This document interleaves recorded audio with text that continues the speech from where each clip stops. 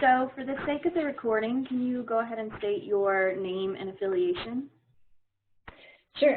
My name is Jeanette Sutton, and I'm an associate professor at the University of Albany. So to start, would you please tell me a little bit about your professional background? Yes. So I'm currently with the College of Emergency Preparedness, Homeland Security, and Cybersecurity at the University of Albany. I just moved here about 4 weeks ago from the University of Kentucky. At UK, I was in the Department of Communication within the College of Communication and Information. This college at Albany is different because it's not a specific discipline focus. It's, well, actually, people who work in emergency management would probably not characterize it that way. They would probably characterize it as a specific discipline. But coming from sociology and from communication, it feels like there are a lot of different disciplines that are represented in this college, and it really feels like quite a mashup of a lot of different things, and so that's why I say that. But it's the first college of its kind in the country where the focus is on real applied skills with academic foundation knowledge of emergency management, and it's exciting to be joining them. So my professional background, before I got to UK, I was a researcher for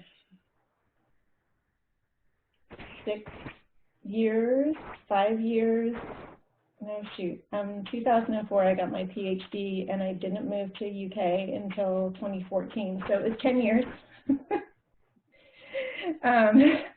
And during that time, I was a professional researcher at the Natural Hazard Center at the University of Colorado, and then in the Trauma, Health, and Hazard Center at the University of Colorado, Colorado Springs. Okay. And I have my PhD in sociology from Boulder. Nice to speak to another sociologist. Yeah. Yes. Okay, so when and how did you get involved with research on disasters? So academically, I got involved when I got to the University of Colorado and started my graduate program in sociology. That was in 2000. And so I'd been a graduate student for a year and a month when 9/11 happened. And at that time, I knew that I was really interested in environmental sociology and collective behavior, and those kinds of theoretical approaches. And on 9/11, actually it was on 9/12, Dennis Milletti, who was the chair of the department and also the director of the Natural Hazard Center, called a meeting in his office and said, anybody who wants to do research on 9/11, we are going to try and get people into the field to collect data that's perishable. And so I had previously, in my professional life, worked as a victim advocate at Columbine High School, which had happened the year before I started grad school. And so I knew that I had a real interest in that particular context, and I had skills of navigating that space because I'd worked in victim advocacy, policing, sheriffs, as a professional, and also had worked in hospital settings. And so it seemed like a natural thing to move into disasters as my field of study, and environmental sociology and collective behavior are foundational to disaster research. So it was 2001, and I did my dissertation research on 9/11 and never looked back. So do you specialize in a specific type of disaster research? So it's kind of shifted around. My dissertation was on organizing in response to disasters, thinking about different structures that organizations take, how they expand or extend. And then when I when I started to work on my dissertation research, I decided to focus on how organizations were responding to victims, and the organizational approach I was looking at was people who were doing chaplaincy and spiritual care, because there's a whole group of people that do spiritual care that are affiliated with non-governmental associations, NGOs, and volunteer organizations active in disasters, so VOADs. And they do spiritual care, evacuation, housing, health care, feeding, anything related to providing services to victims. And so I was studying the spiritual care aspect of it. But then when I finished my dissertation, and I was trying to figure out what I was going to do next, Kathleen Tierney was the director of the Hazard Center, and she said, "Don't you want to stay? Don't you want to stay here at Boulder and work with me? I've got this really interesting project that I'm starting to work on with this group of researchers at Irvine, UC Irvine. And it's called the Rescue Project, and it's responding to crises and unexpected events. And they just got this big giant grant from NSF, like $10 million. And they're studying how technologies are used in crisis response, and they don't have any domain experts. And it's like, how do they not have anybody who knows about disasters and crises, but they got a big grant to do this? So I moved from looking at victims and victim responding organizations to looking at how organizations use technology to communicate with people who are affected by disasters. And from moving into that space, I started working with another colleague at Boulder. Her name was Laisha Palin. And she studies a field called crisis informatics, which is looking at how technologies are used to communicate with the members of the public and how to organize the self-organization and how technologies can be improved to help that self-organization. And so I started doing research on using social media in 2007, right as Twitter was getting off the ground, right as people were starting to recognize that Facebook might be for more than just sharing pictures, right, you know, at the very start of the launch of social media. And so I started doing studies there, and that's really where I've stayed, is looking at how social media is used to communicate in disasters. And then social media represents what we call a short messaging channel. And so the messages that are sent over Twitter are very similar to messages that are sent over other digital devices for warnings and alerts. So then I started working on wireless emergency alerts for the Department of Homeland Security, because my dissertation chair was Dennis Maletti, and he studies warnings. So we started doing stuff on wireless emergency alerts. So now I think I would characterize my specific area of research as alerts and warnings over short messaging devices, which includes social media, wireless emergency alerts, any other sort of alerting mechanism. And I look at that from a risk communication perspective, a message design perspective,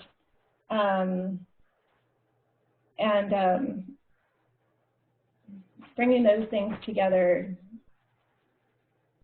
I think if there's anything else I want to say about that. I guess that's where I've settled, but it's been a long and winding road. So where you're starting your PhD career may not be where you end up in your professional career, but the foundations that you gain in all the methods, it becomes useful all the way along. So that was a very long answer to your question, but maybe I touched on a couple of things along the way. Yeah, I think that was a great answer and quite the journey too. Yeah. Over it. So, well, I think you kind of answered this, but just in case, I'll ask you. So was there one seminal disaster event that really shaped your thinking about disaster research? It was 9/11 to begin with, and then 9/11 was the first big event. And I know that Katrina rolled along just 5 years later. Mm-hmm. Actually, yeah, 4 years later. It was 2014. No, 2004, I'm sorry. 2005 was Katrina. Yeah. 2005. And I should know that date. My son was born a few days before Katrina hit. And so I did not do any research on Katrina. And I know that so many scholars got their start with Hurricane Katrina. You're probably talking to a dozen of them. I missed that whole one. But then I've not specialized in events since then, because the work that I've done on Twitter and WIA has really been crossing different hazards. And so I might do a case study on one small event and another case study on another event. For instance, we've dipped into wildfires in Colorado, and then we dipped into looking at how people communicated during the Boston Marathon bombing. And then we looked at how people communicated during hurricanes. And so I've got different events, but it's more the channel of communication that ends up crossing all of the things that I've studied. Let's see. So I'm wondering, what type of studies were you engaged in, leading up to COVID-19? Was there anything specific you've been focused on? Well, all of the social media research that we were doing was foundational to the proposal that we submitted to NSF for COVID research.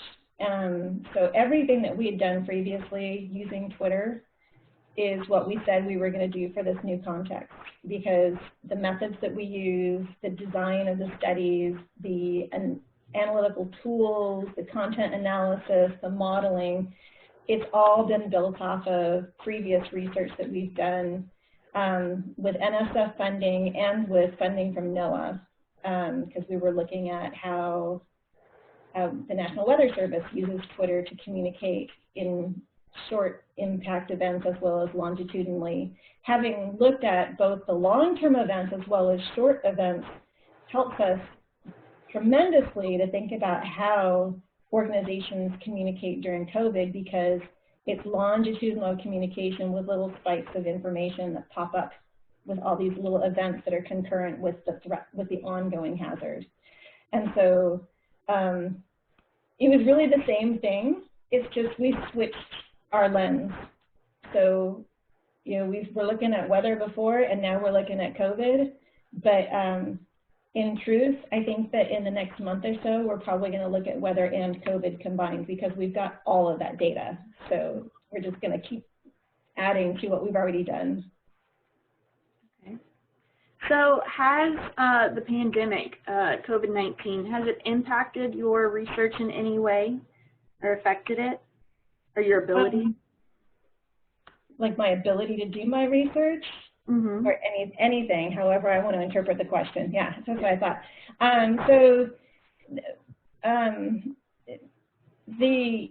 The pandemic, we've always done our data collection online, and my colleague is in California. He's on the other side of the country, and all of our collaboration has always been with Skype meetings and Zoom meetings, and we've done it this way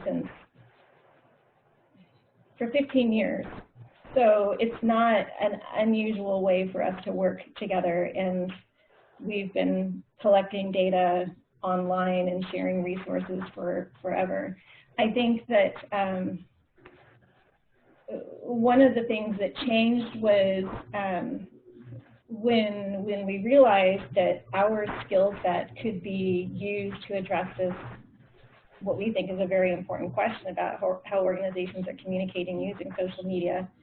There was a huge rush and a push to pull everything together to get a proposal in, and then a huge rush and a push to try and get our data analyzed as quickly as possible to get it out into the hands of the people who could use it. And so, and that's not really dramatically different from the way that we worked before, except we recognized